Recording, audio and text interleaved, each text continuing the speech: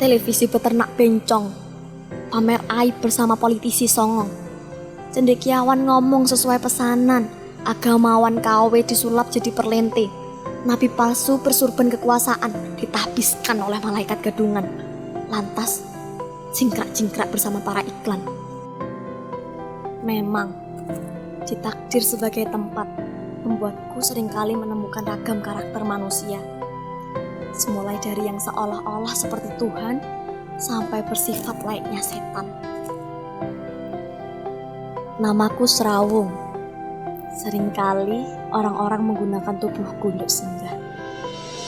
Orang-orang dengan latar belakang beragam boleh tinggal di dalam tubuhku. Borjuis atau proletar, pejabat atau tukang becak, pelacur atau kiai, semua boleh. Bahkan kalau bidadari ingin berkunjung, apalagi singgah menjadi tuan rumah, ya sangat boleh. Saya akan bahagia. Nama lengkapku Bale Serawung. Dalam bahasa daerah, Bale berarti tempat, Serawung berarti bertegur sapa. Meskipun tak mengenal satu sama lain, karena pada dasarnya sesama makhluk harus saling merawat kemesraan. Setidaknya itulah yang sering disampaikan oleh pemilikku setiap kali orang-orang yang singgah bertanya apa arti namaku. Tak seperti pagi-pagi yang lain, selepas subuh menjelang jemaah sholat di surau beranjak dari zikirnya, ada seorang kiai yang sedang leyeh-leyeh menghampiriku. Ia tengok sebentar bagian tubuhku, sepertinya ia sedikit kagum. Lalu ia duduk bersandar di salah satu sudut pondasi tubuhku yang semerah darah. Oh iya, kata pemilikku, saya mirip Bale Bengong di Bali, tapi ada sentuhan Masjid Cengho. Makanya saya berwarna merah dan hijau, sedikit kuning. Sang kiai duduk leyeh-leyeh, napasnya panjang-panjang, sekali istighfar. Ia adalah seorang kiai yang sangat dihormati di Nusantara. Semesta pengetahuannya sangat luas, dan sampai sekarang ia tak mau dipanggil kiai, cukup dengan Gus saja. Ya, Gusmus namanya. Anda sebagai pembaca kisahku tahu tentangnya kan? Jangan-jangan Anda lebih mengenalnya. Sekitar 17 menit ia duduk termenung, sesekali beristighfar. Datanglah sahabat karibnya, Cak Nun dengan ciri khas songkok berwarna merah putih menyodorkan kue pastel, pemberian jamaah mayahnya. Hanya 3 detik Gusmus menatap kue pastel itu, ia tak bersaudara. Sontak Sujiwo Tejo dengan cekikian langsung menyergap kue pastel itu. Alah Jojo, kesambut apa kon? Cak Nun heran. Biasalah Cak, aku kan memang manifestasi orang Jawa. Orang Jawa itu kalem, lembut, sopan santun. Itu kan Yogyakarta Solo Cak. Kalau aku kan Jawa bagian timur, lebih garang, berani, lebih urakan. Pak Sakera dek, tok sampein juga Jawa Timuran. Penafsirannya beda Jo. Sejarah itu ditulis oleh para pemenang. Makanya keagungan Jawa tetap disimbolkan oleh kesopanan, lemah lembut, pada prinsipnya lebih mengarah pada ketenangan jiwa yang kesemuanya itu merupakan manifestasi keraton sana. Ya, buktinya meskipun Soeharto sudah kalah, tetap saja para pemenang yang sekarang tak ingin membuka peristiwa berdarah itu. Sampai sekarang semua orang masih takut nyanyi lagu Genjer-Genjer. Padahal itu lirik perjuangannya Muhammad Arif pada masa penjajahan Jepang. Liriknya juga bagus. Daripada yang sekarang lirik-lirik cinta, takut kehilangan, tak gunakan idiom kedaerahan seperti umbul-umbul belambangan atau gelang alit, minimal usum layangan. Lah, kok malah cinta yang cengeng? Dan sampai sekarang masih tumbuh stigma-stigma itu. Itu soal lain lagi, Jo. Jadi ya, Jo, sini, kamu duduk sini. Gini, Jo. Duh, sudah. Jangan diteruskan, Cak. Aku sudah mengerti arah gagasanmu. Wah, sontolo yo. Pak Tik, kopi ya. 3 Pak Tik, yang enak loh. Spesial untuk kedua muridku ini. Pinta Sujiwo Tejo pada Pak Tik, lelaki setia penyedia kopi untuk semua manusia yang duduk di tubuhku. Gusmus masih terdiam, tak berselera untuk ikut berbincang. Cak Nun dan Sujiwo Tejo terus saja berbincang mulai dari sejarah Majapahit, Blambangan, kisah Rahwana yang jatuh cinta pada Sinta. Lebih penting mana puisi dan puasa sampai pada Indonesia Raya. Pak Tik merampungkan kopinya bersamaan dengan kedatangan Leak dan Najwa. Waduh, kok enak ini ngopi-ngopi. Duduk dulu sini Lea. Baru datang kok ngasih kode minta buatin kopi. Bekas Cak Nun. Namanya juga penyair. Kalau tak ada kopi, hampa rasanya. Ya sudah, saya saja yang buatkan, usul Najwa secepat detak jantung. Ya jangan Tonduk, biar Pak Tik saja. Kamu sini duduk. Pak Tik itu sudah berpengalaman membuatkan kopi. Ya alah, pengalaman apa toh Cak? Sujowo Tejo menimpali.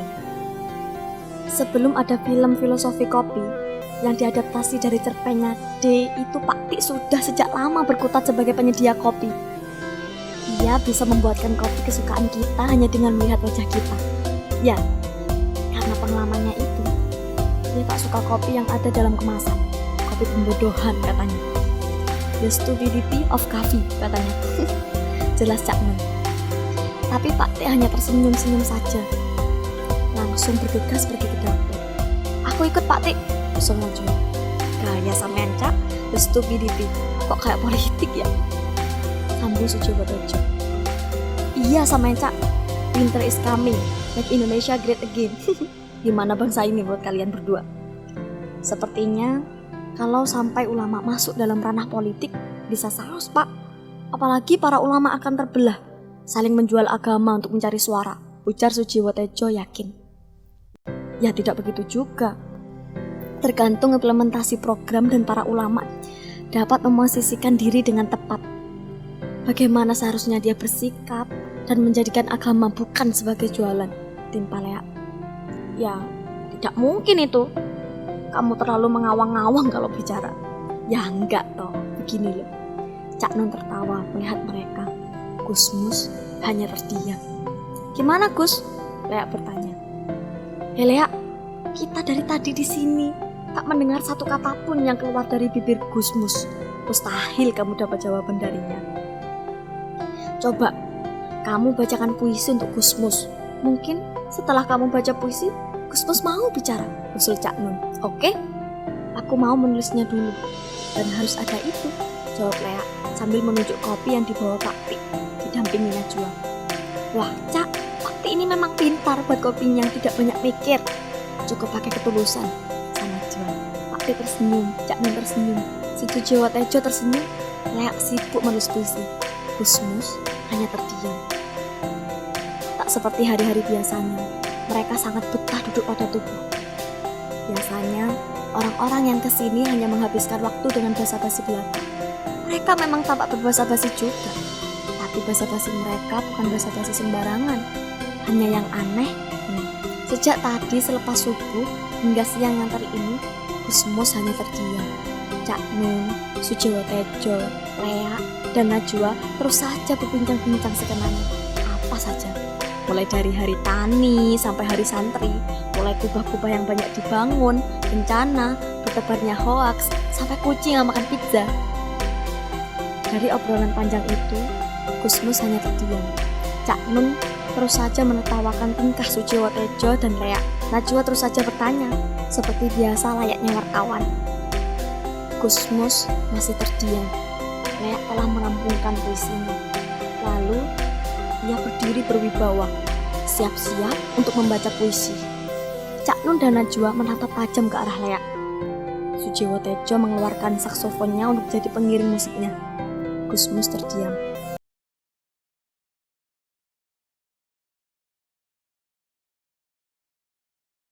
Nanya menyejukkan kalbu selain dirimu.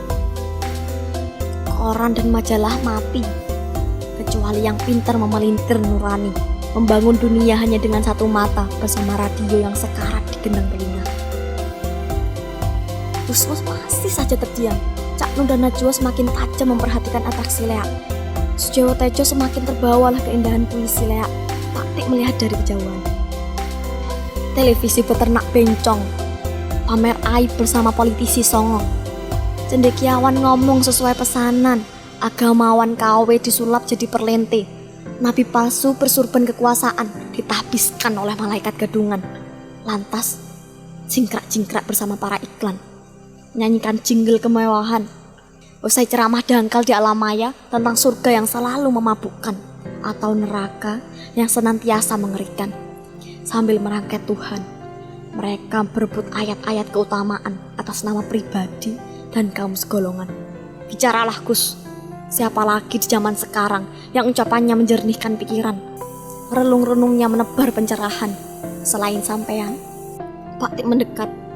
Cak Nun dan Najwa semakin bengong dengan atraksi Lea.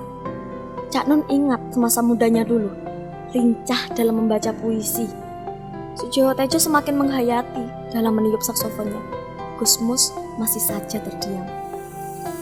Orang-orang sakau agama, mabuk keyakinan, tak mau menunduk, menoleh, melihat ke belakang, cuma menatap cakrawala, memandang bintang-bintang sembarangan, menumpah ibadah dan doa di jalanan, merakit ancaman, meledakkan teror kekerasan berjubah kesolehan.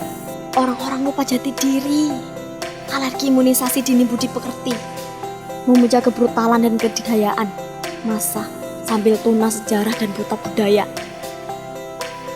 Orang-orang keranjingan fitnah menumpuk kebenaran sampah, memulungnya dari jargon demokrasi kuda, menenggakkan bersama adonan kencing onta. Bicaralah Gus, jangan cuma dileteh mengaji, menjamu tamu tiada henti, manggung dengan seniman gila dan selebriti wangi. Bicaralah Gus, bicara. Seperti dulu, berseberangan dengan ayahmu demi patuh kepada ibu.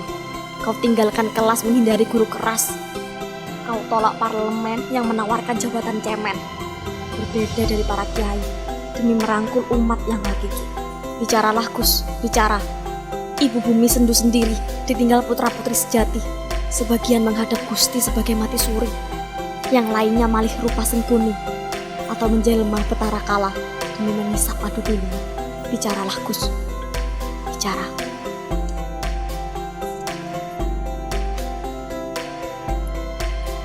Cak Nun dan Najwa tepuk tangan. Pak Tik terkagum-kagum, tapi bingung mau tepuk tangan juga atau tidak. Akhirnya dia memilih pergi ke dapur. Pemilik tubuhku telah datang sepertinya.